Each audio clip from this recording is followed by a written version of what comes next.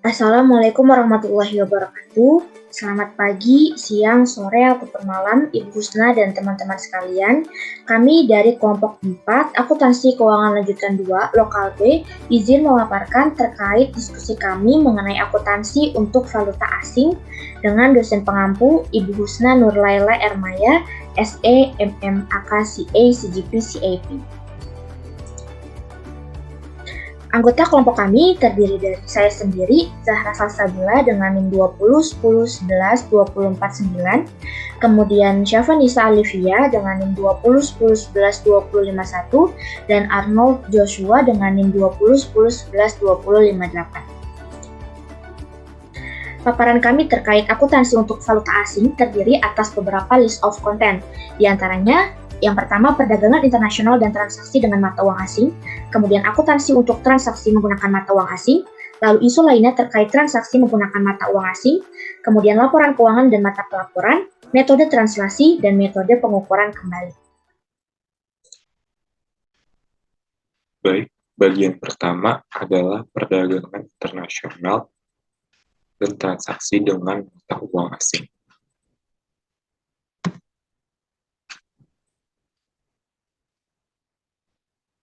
Pengertian dari perdagangan internasional sendiri adalah kegiatan tukar-menukar barang atau jasa yang terjadi antara satu negara dengan negara lainnya.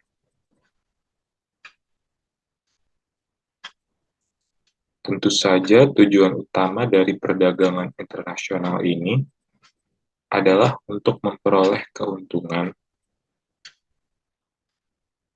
bagi kedua negara atau lebih yang terlibat.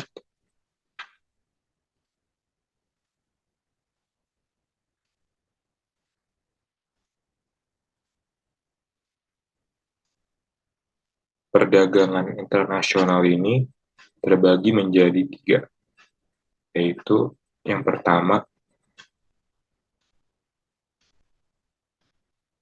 perdagangan bilateral, yang merupakan kerjasama perdagangan yang dilakukan oleh dua negara yang berbeda untuk mencapai tujuan ekonomi yang ingin dicapai masing-masing negara.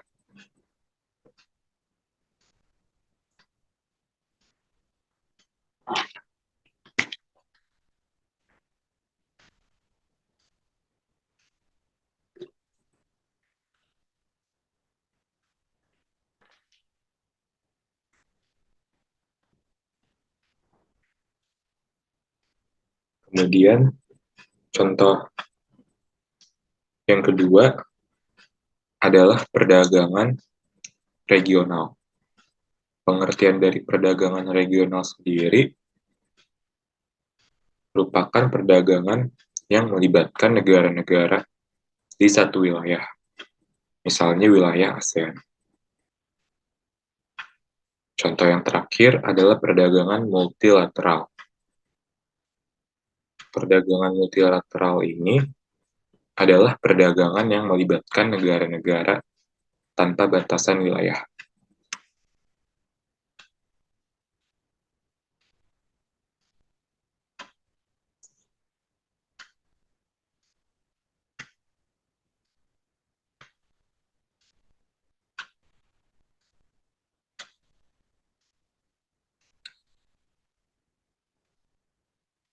Selanjutnya, transaksi dengan mata uang asing.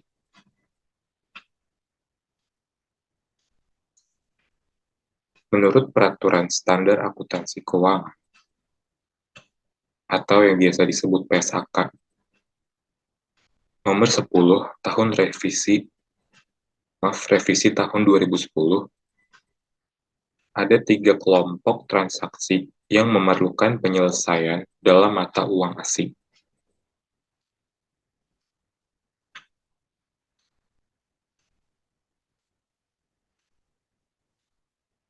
Yang pertama, transaksi pembelian dan penjualan barang serta jasa yang harganya didominasi dalam suatu mata uang asing.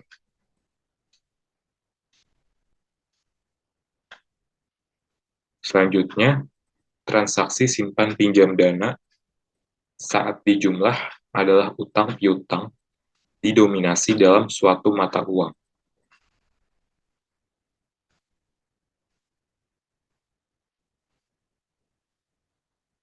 Terakhir, transaksi pelepasan dan perolehan aset adalah kewajiban didominasi dalam mata uang asing.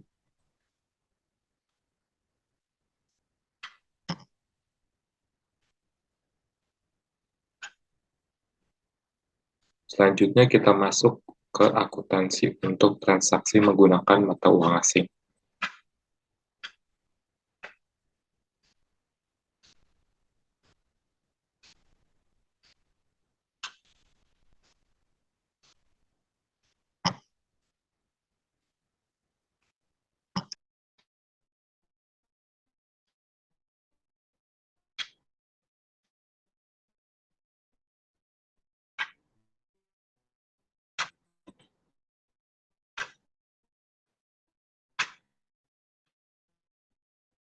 Dapat dilihat di sini untuk kasus pembelian, soalnya adalah Mexico Trading Company membeli inventory dari Australia pada tanggal 1 Desember 2017 seharga 15.000 Australian dollar.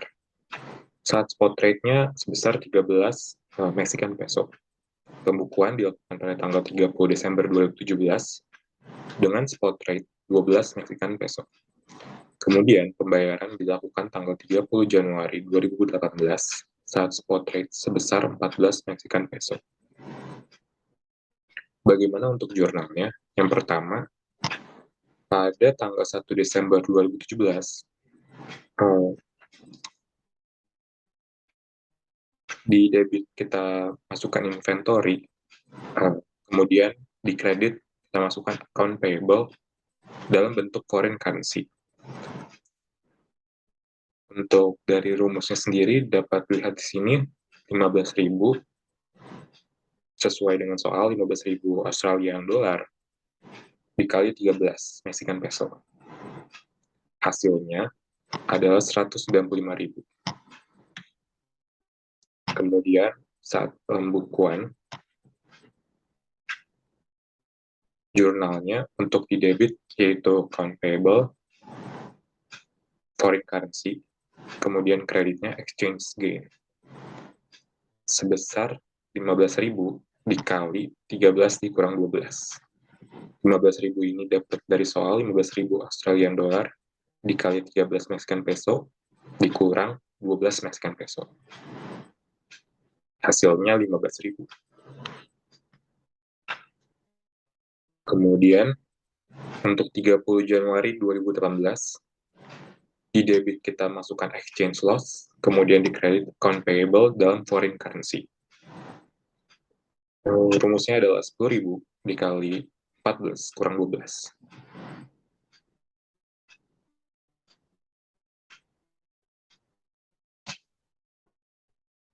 Maaf, maksudnya 15.000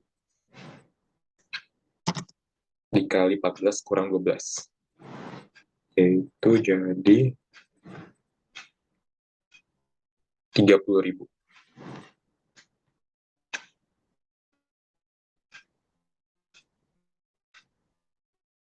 Kemudian, balance of account payable. Balance of account payable ini kita jumlahkan saja dari account payable foreign currency-nya, yaitu 195.000 dikurang 15.000 ditambah 30.000.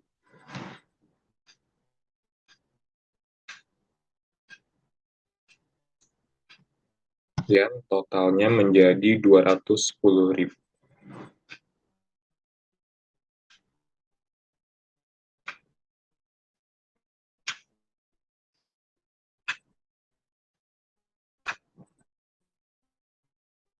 Kemudian saat menukar dari Mexican peso ke Australian dollar, yaitu dapat dilihat di sini sesuai dengan saldo account payable, yaitu 210.000. Berarti di debit kita masukkan cash dalam foreign currency, yaitu 210.000, kemudian kredit cash biasa sebesar 210.000 juga. Kemudian kita akan hilangkan account payable dari foreign currency, yaitu 210.000, dan juga untuk cash dari foreign currency-nya sebesar 210.000 juga.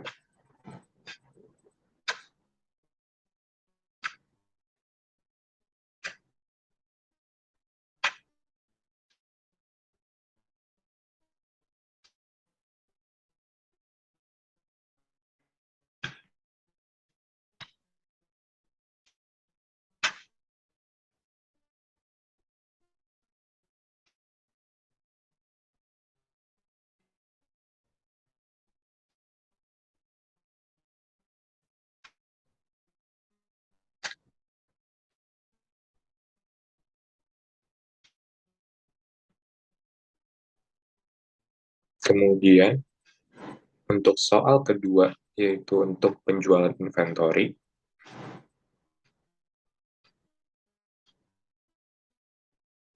di sini terlihat pada tanggal 15 Desember 2017, Mexican Trading Company menjual inventory ke Australia dengan harga 30.000 Australian dollar. Spot rate saat itu untuk 1 Australian dollar yaitu 21 Mexican peso.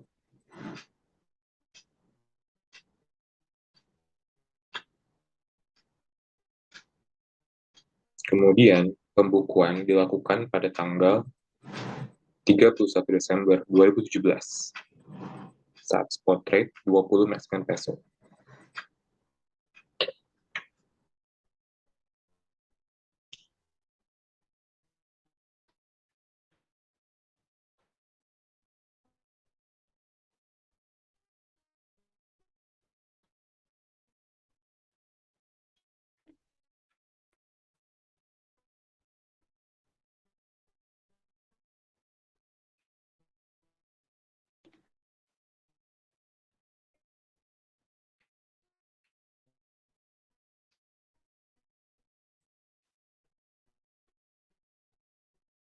Pembayaran dilakukan pada tanggal 15 Januari 2018 saat spot rate sebesar 23 Mexican peso. Kemudian, kas ditahan sampai 20 Januari 2018 dan dikonversi menjadi Mexican peso saat spot rate sebesar 24 Mexican peso.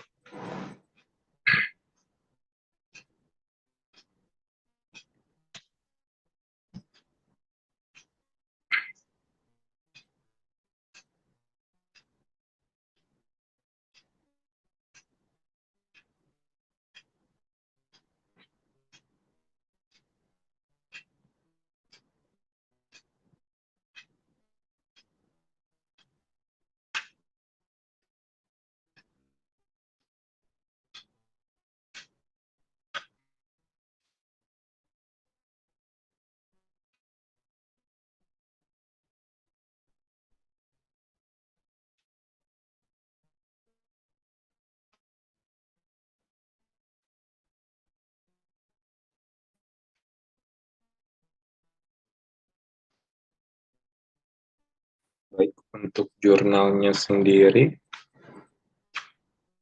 pada tanggal 16 Desember 2000, maaf ini maksudnya 15 Desember 2017.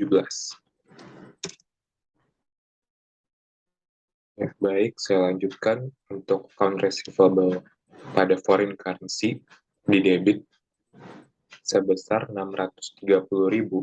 Kemudian di kredit kita tuliskan sales atau penjualan sebesar 630.000 juga. Rumusnya sendiri dapat dari soal, yaitu penjualan inventory seharga 30.000 Australian dollar dikali saat spot rate saat itu 21 Mexican peso. Kemudian untuk jurnal saat pembukuan tanggal 31 Desember 2017.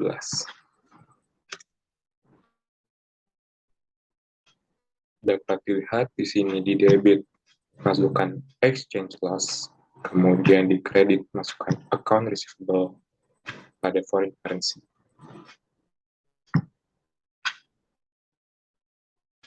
Rumusnya sendiri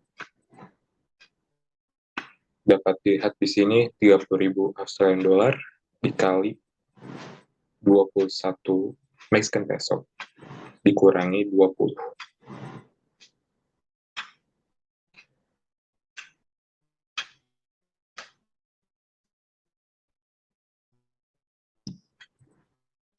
Kemudian totalnya sebesar 30.000.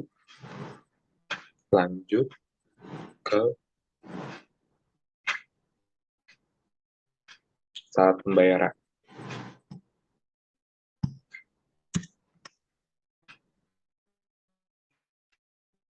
Saat pembayaran yaitu tanggal 15 Januari 2018, di debit kita masukkan account receivable pada foreign currency, kemudian di credit exchange gain, yaitu 30.000 dikali 23 Mexican peso dikurangi 20 Mexican peso.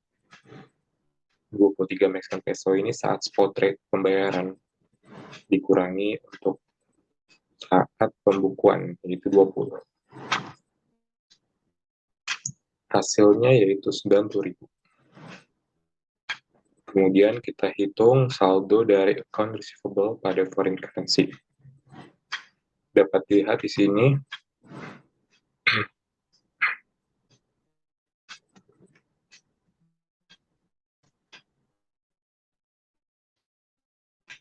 $630.000 dikurang 30.000 ditambah 90.000. Hasilnya yaitu 690.000. Kemudian saat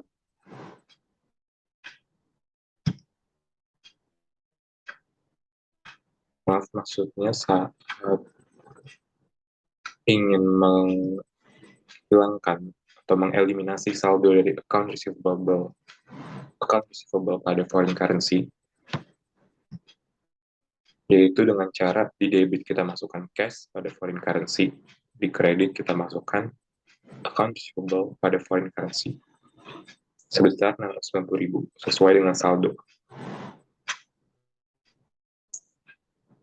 Kemudian terakhir untuk jurnal saat pengkonversian. Saat pengkonversian,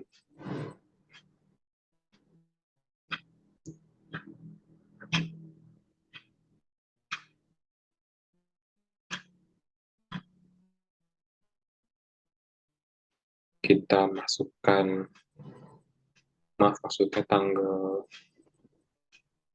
pengkonversian sendiri dilakukan tanggal 20 Januari 2018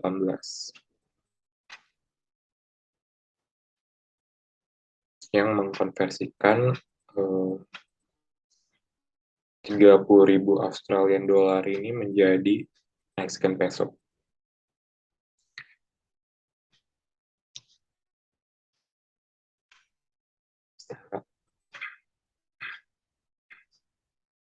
Saat spot rate sebesar 24 Mexican peso.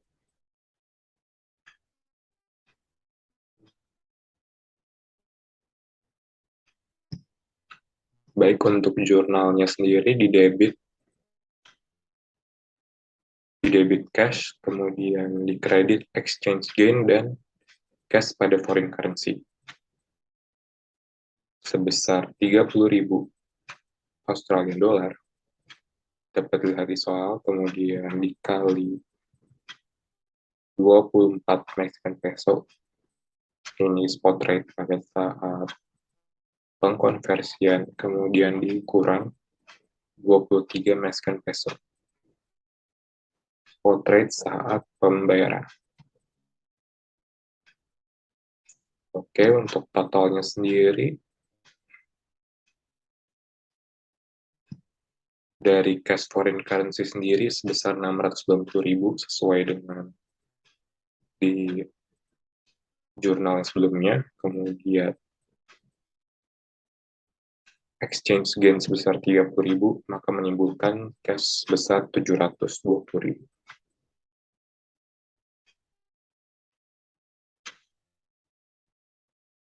Mungkin itu saja dari bagian pertama. Selanjutnya bisa diambil alih.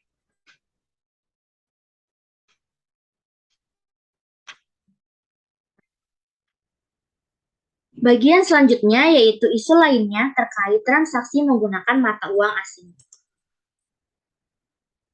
Transaksi perolehan aset tetap dalam mata uang asing. Selain transaksi ekspor atau impor, terdapat transaksi lain yang juga merupakan transaksi dalam mata uang asing. Contohnya seperti transaksi perolehan aset tetap yang dilakukan di luar negeri. Contohnya ialah ketika suatu entitas membeli tanah atau bangunan yang berada di luar negeri, maka karena keberadaan aset tersebut yang berada di negara lain dan tidak memungkinkan untuk dipindahkan ke dalam negeri, sehingga transaksi tersebut termasuk ke dalam jenis transaksi menggunakan mata uang asing. Menurut Pesakan 16 aset tetap, suatu aset tetap diukur berdasarkan biaya perolehan pada pengukuran awal, kemudian entitas tersebut dapat memilih untuk menggunakan model biaya atau model revaluasi dalam mengukur aset tetap pada periode setelahnya. Selanjutnya, perolehan aset tetap dengan model biaya. Pada Pesakan 16 dijelaskan bahwa apabila pengukuran aset tetap menggunakan model biaya, maka aset diakui sebesar biaya perolehannya, dan kemudian dilanjutkan dengan penyusutan serta penurunan nilai apabila ada setiap periodenya, sehingga aset tetap disajikan sebesar nilai tercatatnya.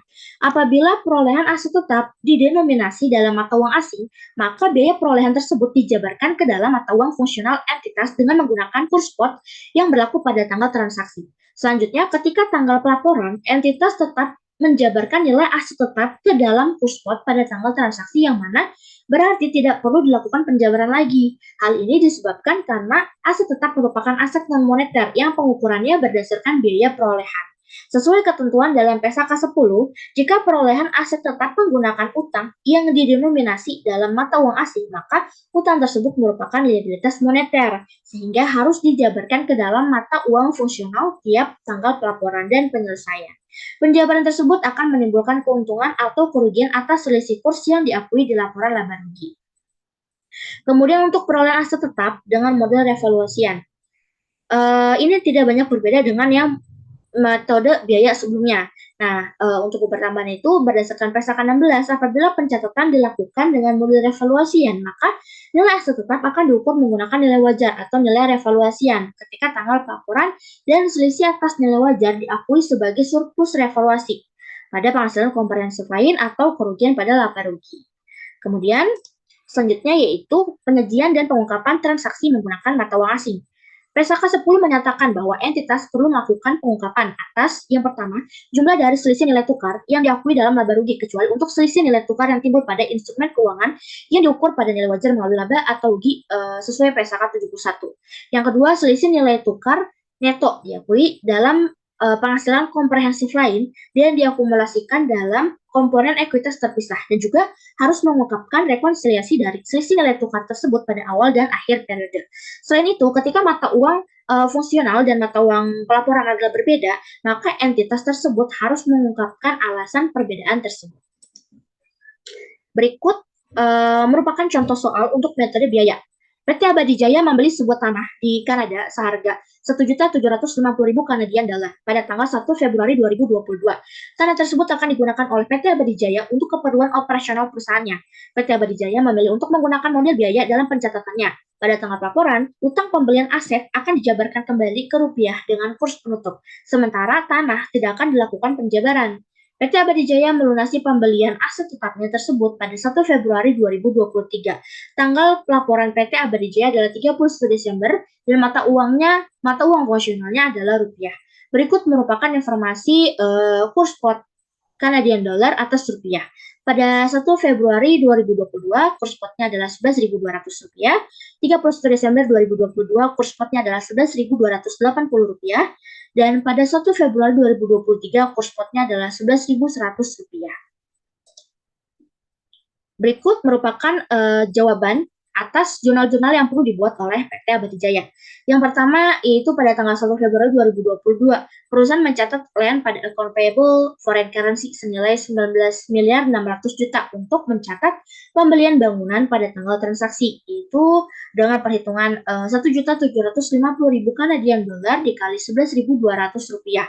Kemudian pada 31 Desember 2022, perusahaan mencatat exchange loss pada account payable foreign currency untuk mencatat penjabaran kurs pada tanggal pelaporan dengan perhitungan 1.750.000 Kanadian dolar dikali 11.280 rupiah dikurangi 11.200 rupiah. Jadi perusahaan itu mencatat exchange loss karena pada kurs Kanadian dolar atas rupiah ini itu mengalami peningkatan yang sebelumnya 11.200 menjadi 11.280 sehingga bagi PT Abadi Jaya yang merupakan pembeli atas tanah tersebut merupakan suatu loss. Kemudian pada 1 Februari 2023, perusahaan mencatat account payable foreign currency pada exchange gain senilai 315 juta untuk mencatat penjabaran kurs pada tanggal pembayaran dengan perhitungan 1.750.000 Kanadian dolar dikali 11.280 rupiah dikurangi 11.100 rupiah. Jadi pada bulan Desember lalu itu terjadi peningkatan kurs Kanadian dolar atas rupiah. Namun pas mereka membayar di 1 Februari 2023, kurs Kanadian dolar atas rupiah tersebut justru menurun gitu, yang sebelumnya 11.280 menjadi 11.100 rupiah, sehingga bagi perusahaan yang merupakan pembeli adalah suatu exchange gain gitu. Kemudian untuk balance of account payable-nya adalah 19 miliar 600 juta ditambah 140 juta dikurangi 315 juta. Sehingga totalnya adalah 19 miliar 425 juta. Kemudian perusahaan mencatat cash foreign currency pada cash senilai 19 miliar 425 juta untuk pencatatan ketika perusahaan menukar cash rupiah dengan dolar Kanada. Kemudian account payable foreign currency pada cash foreign currency senilai 19 miliar 425 juta untuk pencatatan ketika perusahaan melakukan pembayaran. Kemudian yang selanjutnya, PT Abadi Jaya membeli sebuah tanah di Kanada seharga 1.750.000 Kanadian dolar pada tanggal 1 Februari 2022. Tanah tersebut akan digunakan oleh PT Abadi Jaya untuk keperluan operasional perusahaannya. PT Abadi Jaya memilih untuk menggunakan model revaluasian dalam pencatatannya. Pada tanggal pelaporan, utang pembelian aset akan dijabarkan kembali ke rupiah dengan kurs penutup dan tanah akan dilakukan penjabaran ke rupiah menggunakan kurs pada tanggal nilai wajar diukur. PT Abadi Jaya mengukur nilai wajar tanah pada tanggal 1 Desember 2022 senilai 1.800.000 Kanadian dolar. PT Abadi Jaya melunasi pembelian aset tetapnya tersebut pada 1 Februari 2023. Tanggal pelaporan PT Abadi Jaya adalah 31 Desember dan mata uang fungsionalnya adalah rupiah. Berikut merupakan informasi kurs spot Kanadian dolar atas rupiah. Pada tanggal 1 Februari 2022, kurs spotnya adalah 11.200 rupiah. 1 Desember 2022, kurs spotnya yaitu 11.150 rupiah. 31 Desember 2022, kurs spotnya adalah 11.280 rupiah. Dan pada 1 Februari 2023, kurs spotnya adalah 11.100 rupiah. Berikut merupakan jawaban untuk jurnal-jurnal yang perlu dibuat oleh PT Abadi Jaya. Yang pertama, pada 1 Februari 2022, perusahaan mencatat land foreign currency pada account payable foreign currency senilai 19 miliar 600 juta untuk mencatat pembelian bangunan pada tanggal transaksi dengan perhitungan 1.750.000 Kanadian dolar dikali 11.200 rupiah. Kemudian pada 1 Desember 2022, perusahaan mengukur nilai wajar atas tanah tersebut dan mencatat land pada revaluation surplus senilai 470 juta untuk mencatat penjabaran tanah pada tanggal revaluasi. Jadi sebelumnya itu nilai tanahnya adalah 1.750.000 Kanadian dolar. Kemudian ketika dilakukan pengukuran nilai wajar, ternyata pada tanggal 1 Desember 2022 nilai atas tanah tersebut adalah 1.800.000 Kanadian dolar, sehingga perlu dilakukan pencatatan yang tadi, yaitu land pada revaluation surplus dengan perhitungan 1.800.000 Kanadian dolar dikali 11.150 rupiah, yang mana merupakan kurs Kanadian dolar atas rupiah pada tanggal tersebut, dikurangi pada saat harga pembelian, yaitu 1.750.000 Kanadian dolar dikali 11.200 rupiah. Kemudian 31 Desember 2022, perusahaan mencatat exchange loss pada account payable foreign currency senilai 140 juta untuk mencatat penjabaran kurs pada tanggal pelaporan dengan perhitungan 1.750.000 Kanadian dolar dikali 11.280 dikurangi 11.200 rupiah. Jadi walaupun sebelumnya itu sudah mencatat adanya peningkatan nilai wajar dari revaluation surplus tadi, namun untuk pencatatan account payable-nya ini tetap menggunakan perhitungan hutang di awalnya gitu, karena peningkatan nilai wajar itu tidak mempengaruhi nilai hutang atas tanah tersebut. Sehingga untuk mencatat exchange loss pada account payable foreign currency ini dilakukan dengan perhitungan 1.750.000 Kanadian dolar dikali 11.280 dikurangi 11.200 rupiah, karena pada saat itu kurs Kanadian dolar atas rupiah itu mengalami peningkatan, sehingga bagi pembelinya yaitu PT Abadi Jaya merupakan exchange loss.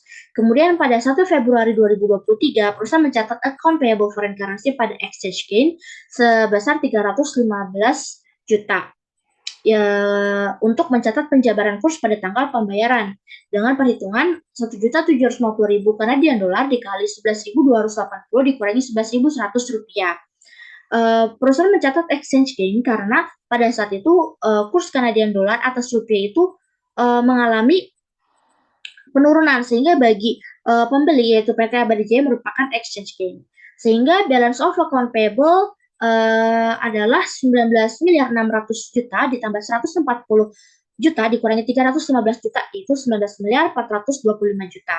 Sehingga perusahaan mencatat cash foreign currency pada cash senilai 19.425 juta untuk pencatatan ketika perusahaan menukar cash rupiah dengan dolar Kanada.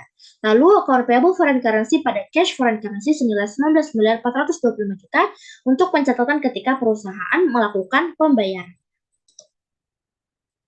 Lalu yang selanjutnya yaitu laporan keuangan dan mata uang pelaporan.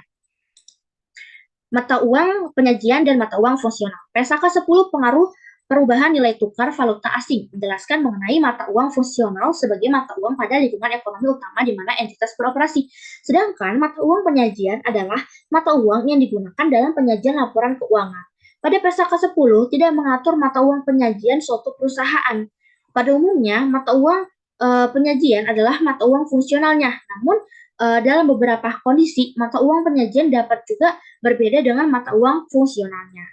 Nah, perbedaan antara mata uang penyajian dengan mata uang fungsional dapat terjadi pada dua kondisi berikut. Yang pertama yaitu entitas tunggal yang mencatat transaksinya dalam mata uang fungsional dan menyajikan laporan keuangan dalam mata uang asing ataupun sebaliknya. Pada kasus ini, informasi atas laporan keuangan yang dihasilkan dari pencatatan harus dijabarkan ke mata uang penyajian untuk menghasilkan laporan keuangan dalam mata uang penyajian. Contohnya, jika transaksi dicatat dalam mata uang dolar Kanada, maka informasi atas laporan keuangan yang dihasilkan juga dalam mata uang dolar Kanada. Namun, karena mata uang penyajian yang adalah rupiah, maka informasi keuangan tersebut harus dijabarkan ke dalam rupiah. Kasus ini mungkin terjadi pada negara yang mewajibkan penyusunan laporan keuangan dalam mata uang lokal, sementara mata uang fungsionalnya bukanlah mata uang lokal. Gitu. Ketika laporan keuangan dalam mata uang fungsionalnya selesai, maka laporan keuangan dijabarkan ke mata uang lokal. Nah, kondisi yang kedua yaitu entitas anak atau asosiasi atau cabang yang mencatat transaksi dan menyajikan laporan keuangan dalam mata uang fungsionalnya, namun entitas induk atau investornya atau pusatnya memiliki mata uang fungsional atau penyajian yang berbeda. Nah, pada kasus ini, informasi atas laporan keuangan yang dihasilkan dari pencatatan sudah sama dengan mata uang penyajiannya. Namun, untuk tujuan konsolidasi laporan keuangan harus dijabarkan ke mata uang penyajian entitas induk atau investor atau pusat. Contohnya, jika mata uang pencatatan dan penyajian entitas anak adalah rupiah, dan laporan keuangan akan dikonsolidasikan dengan entitas induknya. Namun, karena mata uang penyajian entitas induk adalah dolar Kanada, maka laporan keuangan entitas anak yang dalam rupiah tersebut haruslah dijabarkan ke dalam dolar Kanada juga. Selanjutnya yaitu metode penjabaran laporan keuangan dalam mata uang asing. Ketika melakukan penjabaran laporan keuangan dari suatu mata uang ke mata uang lainnya, didasarkan dari mata uang fungsional dan mata uang pelaporan apa yang digunakan serta arah penjabarannya. Apakah berasal dari mata uang fungsional ke mata uang asing ataukah sebaliknya? Dalam PSAK 10 terdapat dua pendekatan yaitu metode translasi atau translation dan metode pengukuran kembali atau remeasurement. Metode translasi terjadi ketika penjabaran laporan keuangan dilakukan dari mata uang fungsional ke mata uang lain yang berbeda. Sedangkan metode pengukuran atau remeasurement adalah ketika penjabaran laporan keuangan dilakukan dari mata uang asing ke mata uang fungsionalnya.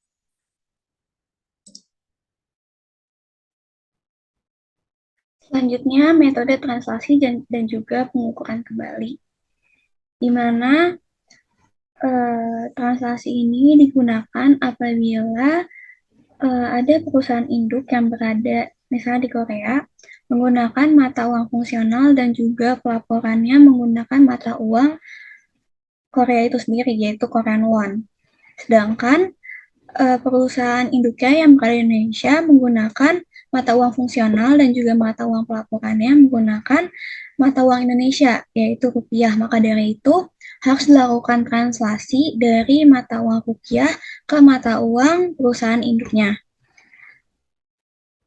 Selanjutnya, untuk remeasurement, ini nggak jauh beda dari translasi. Kalau misalnya remeasurement ini, apabila perusahaan induk yang ada di Korea itu sama menggunakan mata uang fungsional dan pelaporannya Korean Won, sedangkan perusahaan anak yang berada di Indonesia ini sudah menggunakan mata uang fungsionalnya won, tetapi untuk mata uang pelaporannya masih menggunakan mata uang Indonesia yaitu rupiah, maka harus dilakukan remeasurement ke mata uang perusahaan induknya. Nah, ini ada kesimpulannya. Jadi, apabila functional currency atau mata uang fungsional itu sama dengan local currency, maka harus dilakukan translasi.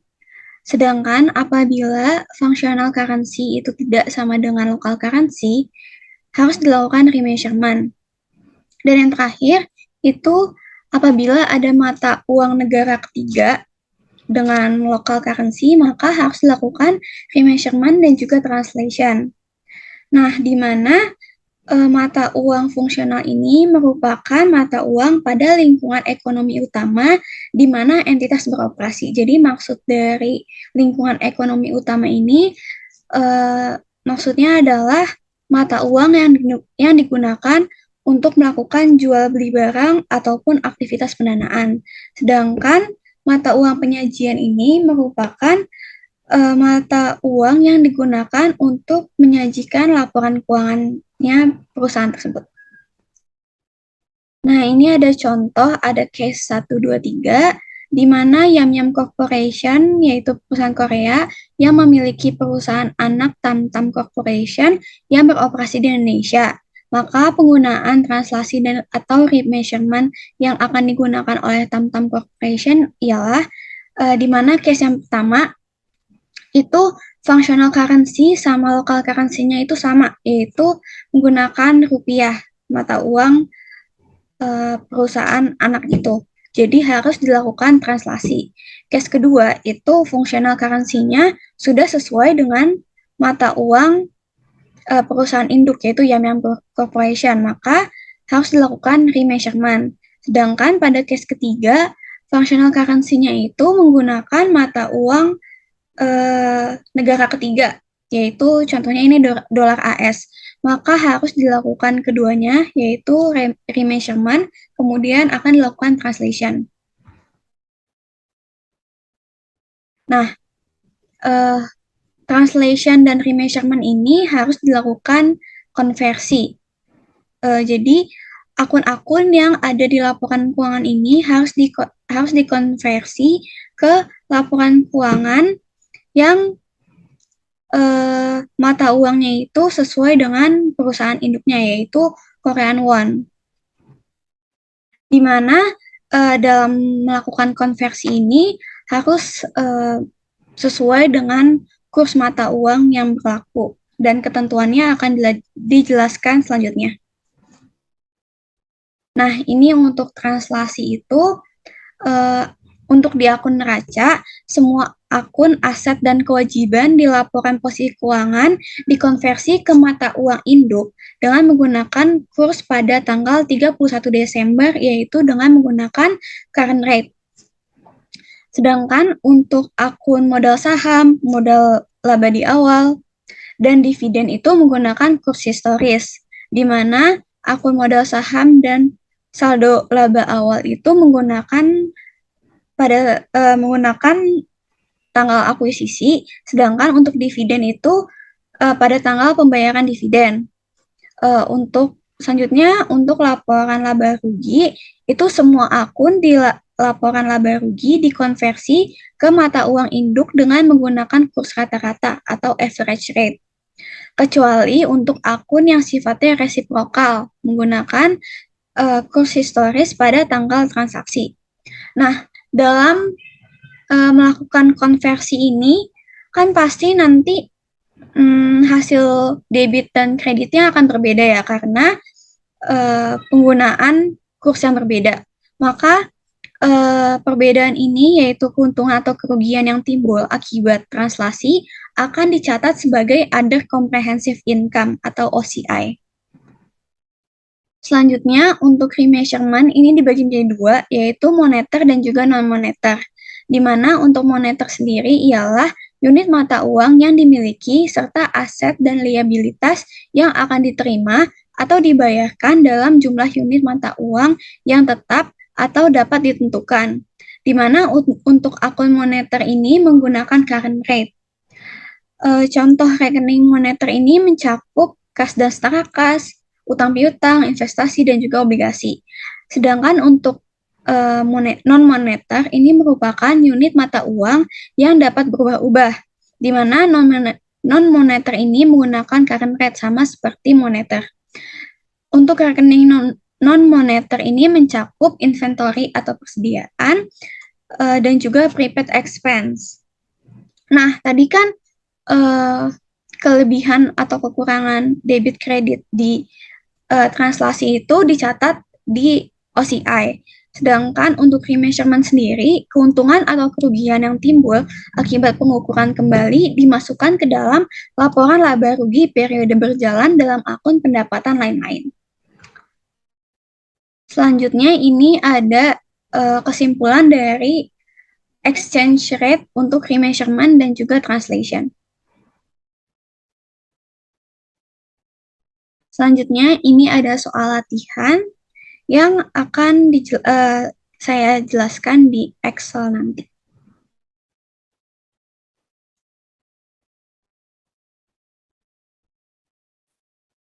Selanjutnya kita akan mengerjakan soal mengenai remeasurement, di mana di sini tertera bahwa J of Korea acquired all the outstanding capital stock of SHA of Indonesia on Januari 1, 2020 sebesar 2.240 Korean won. Jadi di mana J ini acquired 100% saham milik SHA pada tanggal 1 Januari 2020, di mana acquisition cost-nya sebesar 2.240 Korean won. Kemudian untuk exchange rate-nya sebesar 1,4, and SHA's stockholders equity was 1.600.000, consisting 1 juta capital stock dan juga 600.000 return earnings. Jadi di sini equity of S, di mana capital stock-nya itu sebesar 1 juta dikalikan dengan rate yang ada di sini, exchange rate for rupiah sebesar 1,4.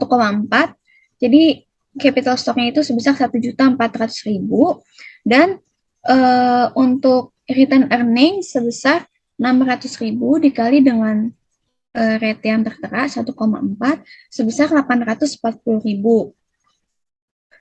Maka setelah ditotal total equity of S-nya itu sebesar 2.240.000.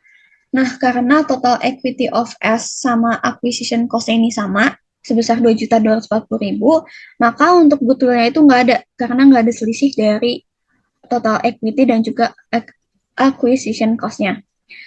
Terus kemudian di sini tertera untuk exchange rate for rupiah, di mana untuk current rate 1 Januari itu sebesar 1,4, dan untuk current rate Desember 31 2020 sebesar 1,5, untuk average rate sebesar 1,55,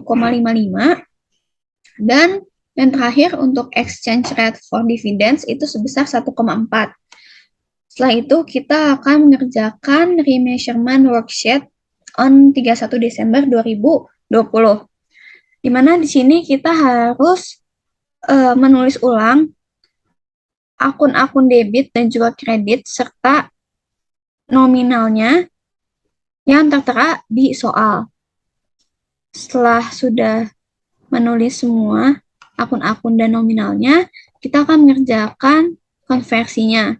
Yang pertama-tama itu cash, di mana rate untuk cash sendiri itu menggunakan current rate pada tanggal 31 Desember 2020 sebesar 1,5. Jadi hasilnya itu 150.000. Selanjutnya untuk account receivable itu sama menggunakan current rate pada tanggal 31 Desember sebesar 600.000. Kemudian short term note receivable itu menggunakan current rate pada tanggal 31 Desember juga sebesar 1,5 dengan hasil 150.000. Nah, untuk inventories ini ada informasi di soal bahwa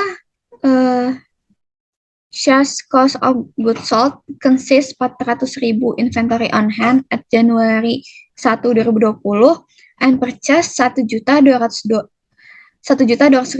less 300.000 inventory on hand at 31 Desember 2020 that was acquired at an exchange rate of 1,68 Korean won.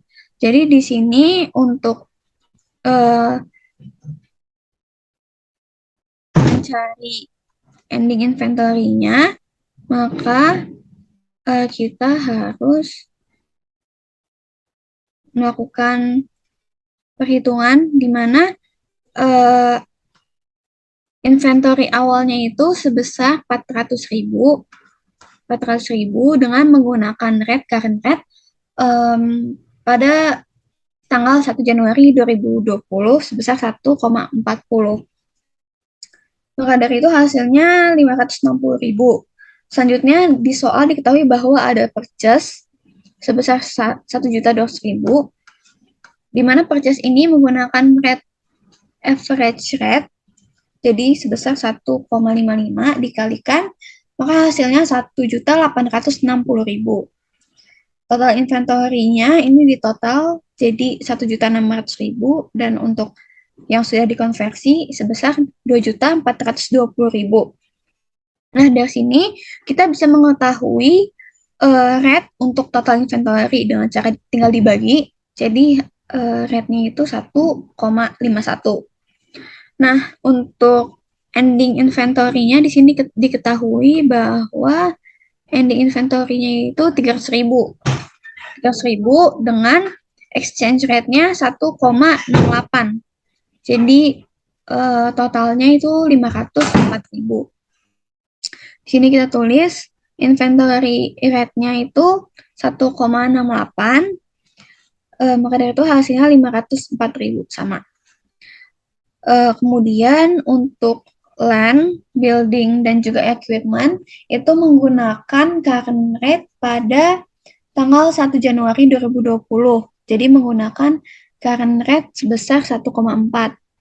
Di mana land ini hasilnya 840, building net itu 1.120, dan untuk equipment itu 1.400.000. Nah, selanjutnya untuk COGS, ini berhubungan sama yang tadi inventory, di mana COGS ini kita menentukannya dengan cara mengurangi total inventory dengan ending inventory, di mana total inventory ini sebesar 1.600.000 dikurangi dengan 300.000. Jadi COGS-nya itu sebesar 1.300.000. Ini juga dikurangi untuk yang sudah dikonversi itu totalnya 1.916.000. Nah, untuk mengetahui rate untuk COGS, ini tinggal dibagi di mana 1 juta 1.916.000 dibagi dengan 1.300.000 itu hasilnya 1,47. Jadi COGS itu memakai rate 1,47. Jadi hasilnya 1.916.000 sama. Selanjutnya untuk depreciation expense ini memakai current rate pada tanggal 1 Januari 2020 sebesar 1,4, maka hasilnya 560.000. Dan untuk other expense menggunakan average rate sebesar 1,55, hasilnya 1.240.000. Dan untuk dividen itu tentu saja memakai rate dividennya sendiri sebesar 1.54, maka hasilnya 308.000. Nah, setelah semua dikonversi, maka totalnya untuk total debit, akun debit, hasilnya 8.788.000. Nah, setelah melakukan penjumlahan total debit setelah dikonversi, sekarang kita melakukan konversi untuk akun-akun di kredit. Di mana untuk account payable itu menggunakan current rate pada tanggal 31 Desember 2020 sebesar 1,5. Dan untuk bonds payable dan juga bonds interest payable sama juga menggunakan current rate pada 31 Desember sebesar 1,5. Dan untuk capital stock dan juga return earnings itu memakai current rate pada tanggal 1 Januari 2020 sebesar 1,4. Dan untuk sales ini menggunakan average rate sebesar 1,55. Nah, di total ini semuanya, jadi total untuk kreditnya setelah dikonversi itu sebesar 8.990.000. Nah, karena terdapat selisih antara total debit dan juga kredit setelah dilakukan konversi, maka selisih antara debit dan kreditnya ini termasuk dengan loss on remeasurement karena total kreditnya lebih besar daripada total debitnya. Maka dari itu loss on remeasurement-nya sebesar 202.000.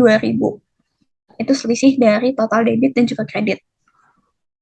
Setelah itu kita melakukan jurnal di mana jurnal in S pada tanggal 1 Januari 2020 itu jurnalnya investment in S pada cash sebesar 2.240.000, di mana nominal ini itu nominal acquisition cost-nya sebesar 2.240.000.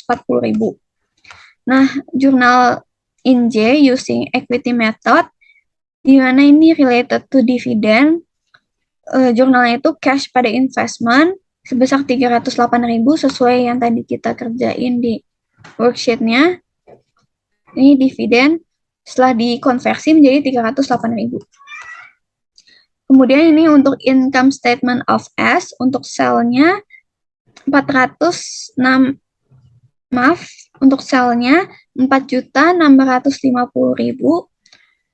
itu ini dari sini sales 4.650.000. Kemudian untuk cost of sale-nya 1.916.000 ini dari yang COGS tadi 1.916.000.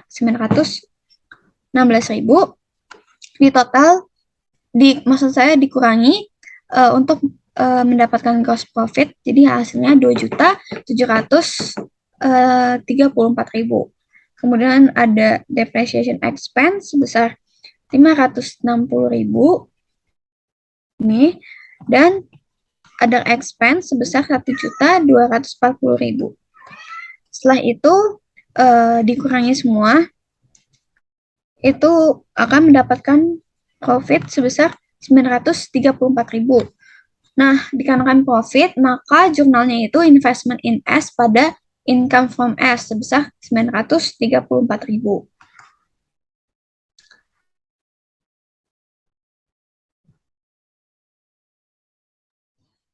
Selanjutnya untuk soal translation, ini sama kayak soalnya tadi measurement. Sedangkan kalau untuk translation ini, perusahaan anaknya itu menggunakan functional currency dan juga local currency-nya itu sama-sama mata uang Indonesia, yaitu rupiah. Ini J acquired 100% share on 1 Januari sebesar 2.240. Kemudian capital stock-nya 1.400.000 dan return earnings-nya 840.000, maka total equity-nya 2.240.000 sama dengan total acquisition cost-nya 2.240.000, maka butuhnya nggak ada. Ini untuk exchange rate-nya segini. Terus kita mengerjakan untuk translation worksheet, di mana untuk rate cash, untuk cash, account receivable, short-term note receivable, inventories, land, building, equipment, itu semuanya menggunakan current rate pada tanggal 31 Desember 2020, yaitu current rate 31 Desember sebesar 1,5. Kemudian semuanya dikalikan dengan 1,5. Dan untuk COGS itu, untuk translation itu menggunakan average rate sebesar 1,55. Jadi totalnya 2.015.000. Kemudian untuk depreciation expense dan juga other expense itu sama menggunakan average rate sebesar 1,55. Ini totalnya 620 dan juga 1.240. Kemudian untuk dividen tentu saja menggunakan rate dividennya sendiri sebesar 1,54. Jadi setelah semuanya dikonversi ke mata uang perusahaan induk, maka hasil untuk akun debitnya itu sebesar 9.133.000. Nah, selanjutnya kita mengerjakan konversi untuk akun kreditnya, di mana untuk akun account payable, bonds payable, dan juga bonds interest payable, ini menggunakan current rate pada tanggal 31 Desember 2020, yaitu sebesar 1,5.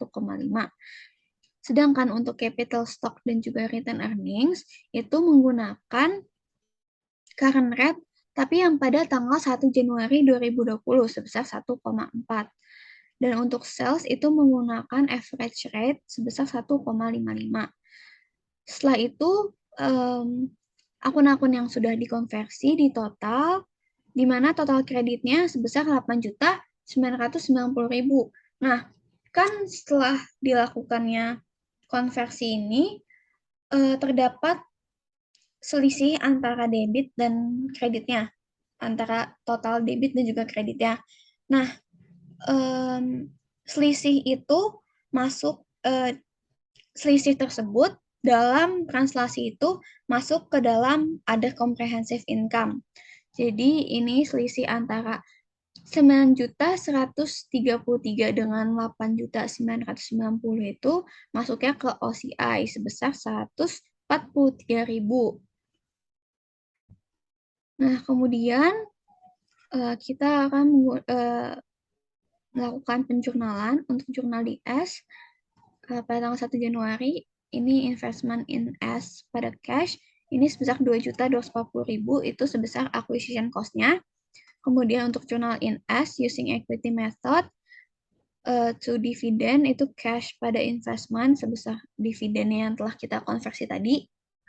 Dan untuk income statement-nya, di mana cash-nya 4.650.000, sesuai yang tadi kita kerjakan di worksheet, 4.650.000 setelah dikonversi. Setelah itu, cost of sale, ini tadi berbeda dengan yang tadi remeasurement. Di translation ini sebesar 2.015.000, maka gross profit-nya itu sebesar 2.635.000. Untuk depreciation expense-nya sebesar 620.000. Nih. Kemudian untuk other expense-nya 1.240.000. Nih, 1.240.000. Maka profitnya itu sebesar 775.000. Nah, maka jurnal yang kita buat itu investment in S pada income from S sebesar 775.000. Nah, segitu aja untuk materi kami